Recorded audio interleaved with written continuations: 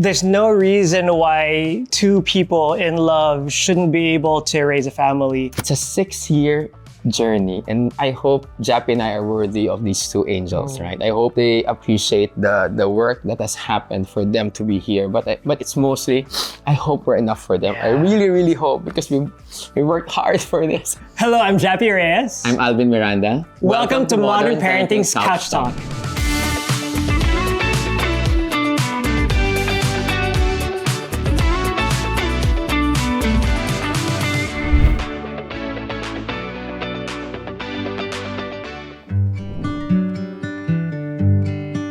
It's a long story. It's a very long story. So I was recently single. So it was one of those Thursday gay nights in Manila. And then I met him in a club. I was based out of Singapore and I was visiting for Christmas. I was out with a few friends and a common friend of ours from L'Oreal introduced us. Yes. And you were kind of nonchalant. You were like not really giving me much attention. The first time I saw him, he was on top of a pole. He was dancing. I was. And I was like, who is this guy? Such guts to do this. And I liked him. I liked him from the get-go. And then I went to another club, O-Bar, and then he followed.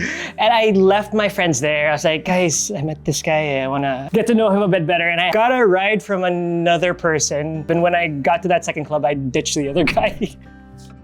And then from that day on, we were in constant communication. That was 13 years ago. I didn't think it would last, actually. I thought it was gonna be like a Christmas fling. Because Philippines, Singapore, it was long distance. I didn't believe in long distance. We saw each other every day for 10 days. And then when I had to go back to Singapore, I was like, okay, bye. You thought it would stop. Nice. Yes. And I said, maybe after 6 months, if we talk to each other again and there's still sparks, we can pursue. Try. I was not able to wait. So 3 months in, I flew to Singapore, asked him to be my boyfriend. And I said that's yes. And then we got married in Paris. We got married in Paris. It's always been a dream to live in Paris. Live in Paris. It's a magical city. They got a role for him first, and I was still trying to get a job there. But I couldn't get a job yet, and I didn't have a visa. So we actually got married for the visa first. That's true. But because of love too. Because of love too. The visa is a good it's a good excuse. He did propose already. I proposed already. He did propose already. But we didn't have a date planned or anything like that. We were at the city hall, remember? At the city hall.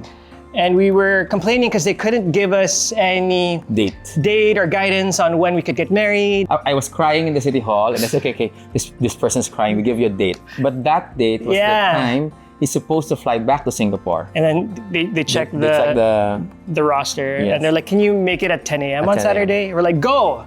So we got married in the morning. We had a nice lunch at our favorite Italian place. And then he flew off to Singapore. And then? Yeah, and then maybe 4 months later, I was able to come back to Paris and work there. And then after that, I got moved to Bangkok. So we've been moving around. And then he followed in Bangkok again. So I think it works for us because we really try to make sure we are together in the same place. I know and he knows that we cannot do it. We cannot sustain it if we're not in the same place.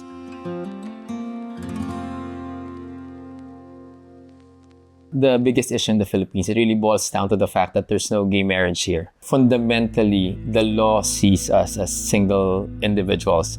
And because of that, we're really not entitled to a lot of the rights that married couples do. For example, I think a lot of people don't know this. If Jappy gets sick, I will not be able to make any medical decisions for him.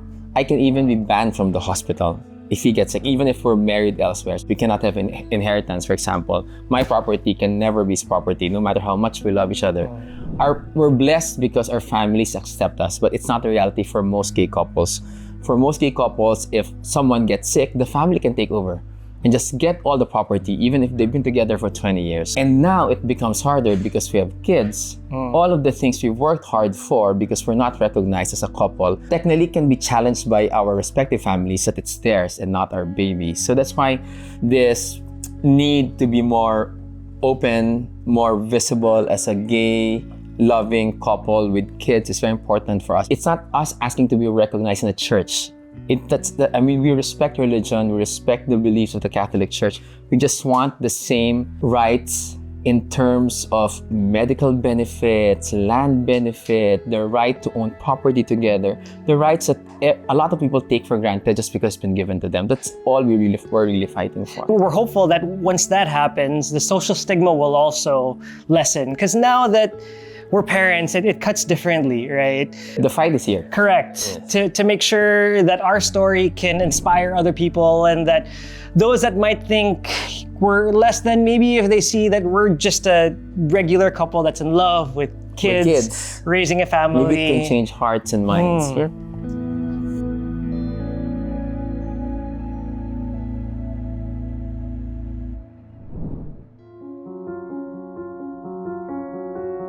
We actually decided to have kids on our first date. Yeah, so we met each other in establishment. We had our first date around 2 days later. 2 days later in Mango Tree. Greenbelt, yes. I asked them, I said, do you want kids? Because if you don't want kids, we should end the date now. And then he said, of course, yes. I want. But then what are our kids gonna call us? Because they can't both call us dads. Dad. So we decided I'm tatay, because I'm provinciano, and he's dada. But tay is so hard, so we ended up calling each other dad from the start, dads actually. And now our kids call him Papa and me him Dada. I think it was in Paris when we decided to start the process of surrogacy. Before that, we wanted to have kids. We explored adoption, but it's so hard as a gay couple in the Philippines. And my requirement for us having kids is I wanted the kids to be both of ours. Legally recognized. Legally recognized. And here, you can adopt as a single gay man, but you can't adopt as a couple because gay marriage is not legalized. Exist. I mean, our union does not exist in the eyes of the law. So we even looked at adopting in like Brazil. But the list of adoption requirements was so long and the timelines were so long. So we actually just decided to do surrogacy almost as a last resort. As a last resort. So we started 6 years ago. 6 years ago. So it's been a long journey. The first thing that we decided on is to do surrogacy in the US. California specifically, because it's the most progressive in terms of laws for surrogacy. Meaning the egg would have a lawyer, the sperm would have a lawyer, we would have a lawyer, the surrogate would have a lawyer. During the time, it was one of those states that can give us a birth certificate that says parent 1, parent 2. Instead of father, mother. So that was very important for us because if something happens, they're really ours. So that's the first step. And then we looked online and we were looking for an affordable agency, one that had the flexibilities and also the experience to service international gay couples. And we found an agency in San Diego. And we flew to San Diego. Gave our sperm, signed the contract. It was quite overwhelming at the time. We didn't really know what we were doing. And we were with that agency for a good 1 or 2 years. Yes. Until pandemic.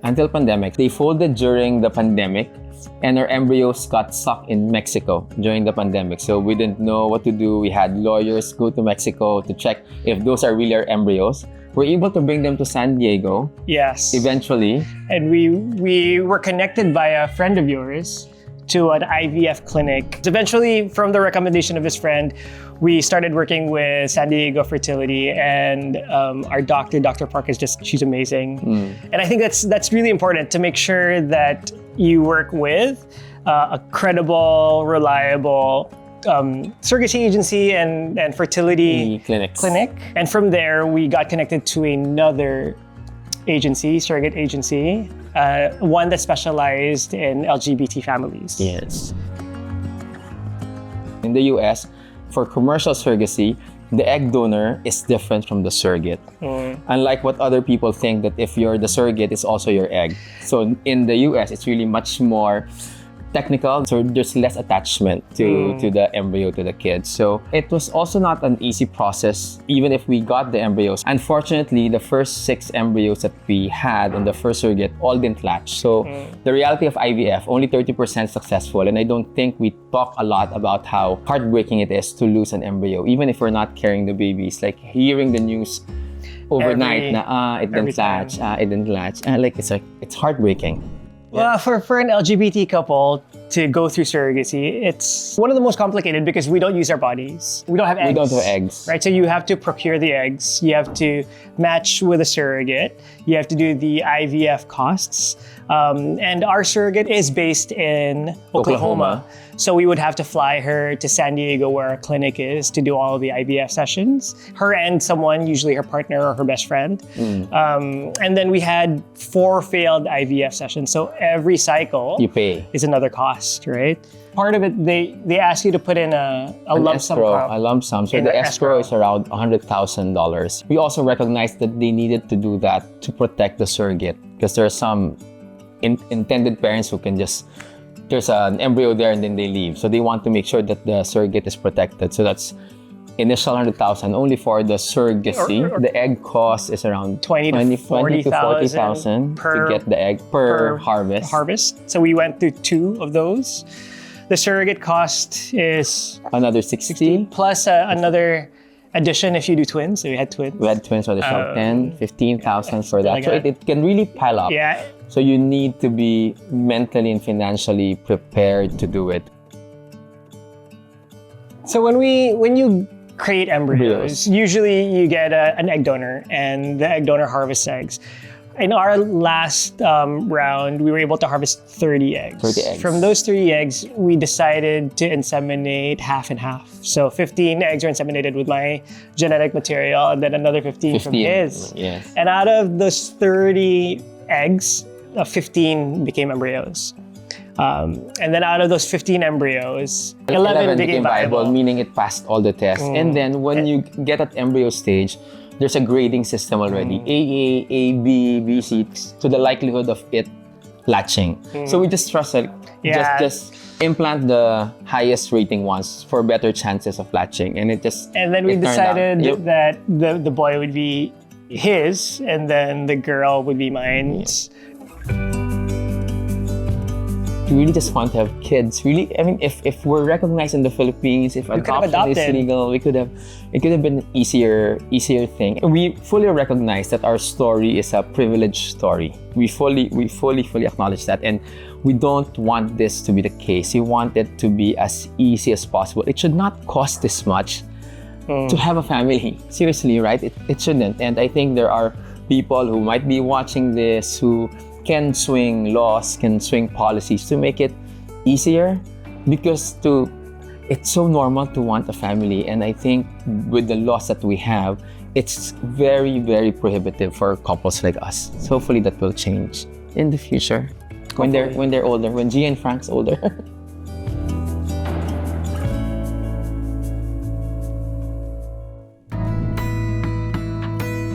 We got lucky with our surrogate actually, but it's really a matter of luck too, because you need to send a profile. We need to send a profile, a bio. Like, who's Alvin and Jappy? Why do you want to have kids? And then they sent it to potential surrogates, and they need to like our profile too.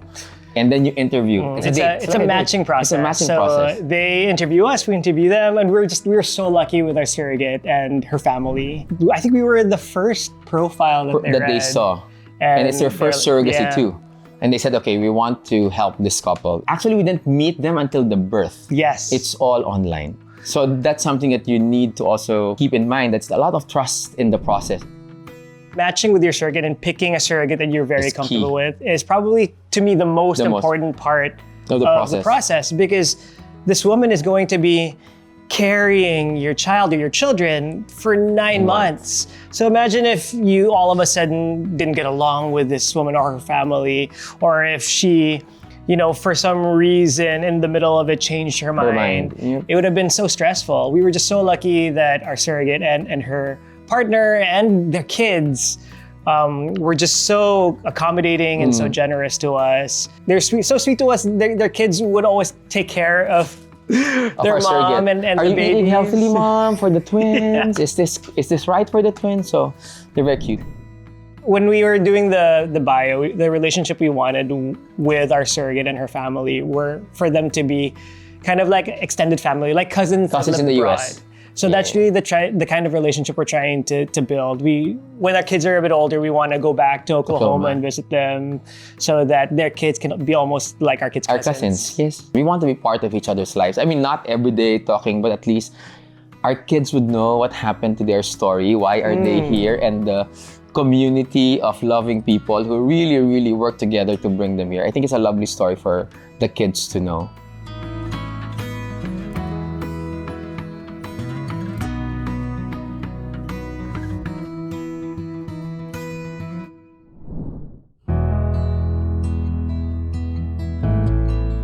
We flew to Oklahoma 2 weeks prior to the delivery just to make, because they're twins, they said there's a high tendency for them to be born earlier.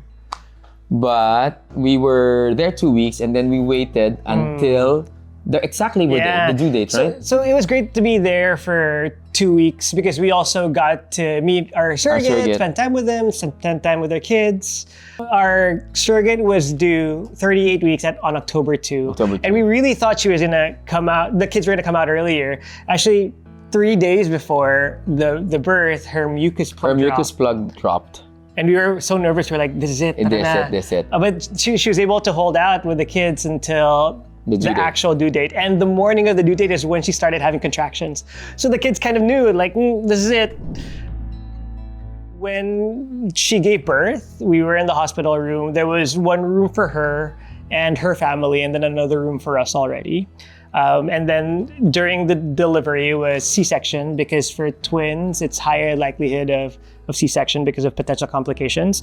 We were in the delivery room. So our surrogate was here. I'm here. It's cesarean. Jappy's here. I'm here. We're holding her hands.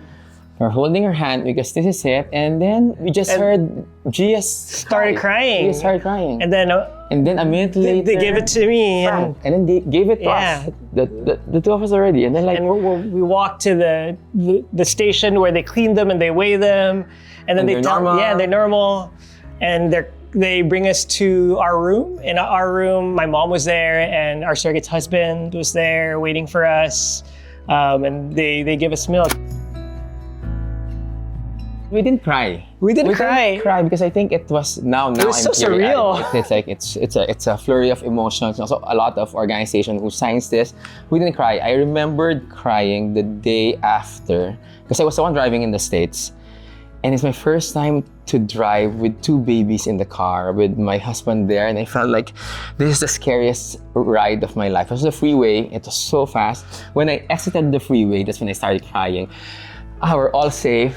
I'm home with the most important. It's a 6-year journey, and I hope Jappy and I are worthy of these two angels, right? I hope they appreciate the work that has happened for them to be here. But it's mostly, I hope we're enough for them. I really, really hope because we worked hard for this. I'm a crybaby. I'm the crybaby.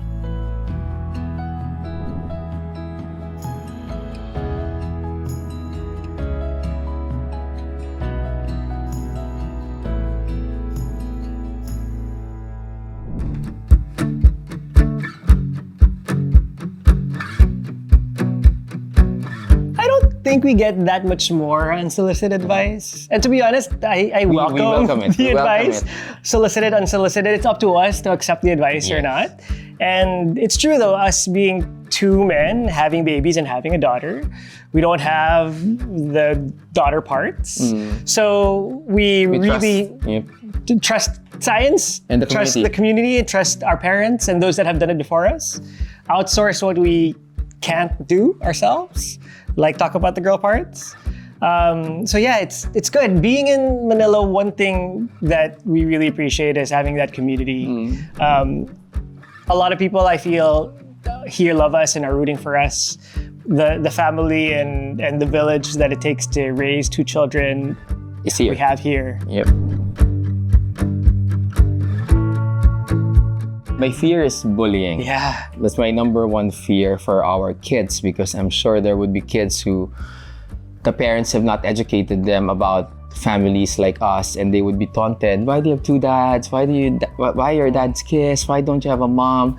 Those are conversations that we need to have with our kids when they can, at age-appropriate conversations, and probably also prepare the school that we're coming in because hopefully the society will catch up, but we want to be able to protect them as much as we can. So we need to have those safeguards. Yeah, truly bullying talaga. from kids, but also from adults. That's what I fear about the most, because I mean, I think with kids it's easier to push that away, but when a child says, oh, this adult is bullying me or saying, I mean, that doesn't make sense, right? And as adults, you'd think they would know better to impose these values that they have on these innocent children. So I'm really scared about that. And also bullies that are in positions of power, whether it's schools that are not as open to us, or government officials that don't see us as equal, or see us kids as lesser. That's really the fear that I have.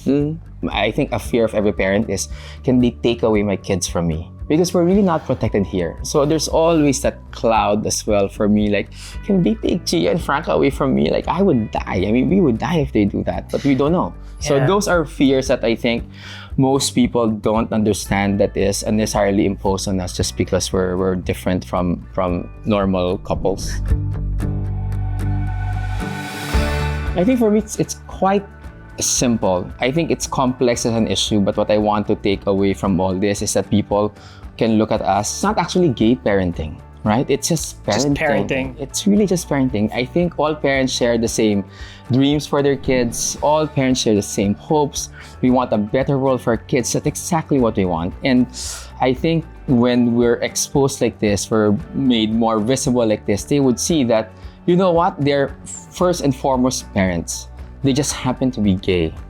And I hope that's the message that will come across. Yeah, and I ask whoever's watching this and the people that they talk to just keep an open mind and stay curious, right? There's no reason why two people in love shouldn't be able to raise a family, and that the biases that they have or that we have need to be imposed on someone else. And that these kids that we have and that other gay couples have are not going to be loved. They're going to be so loved. We wanted them for so long. We've fought for them. We're going to give them the best lives that we can possibly give them. So I hope that they allow us. They allow us to do that.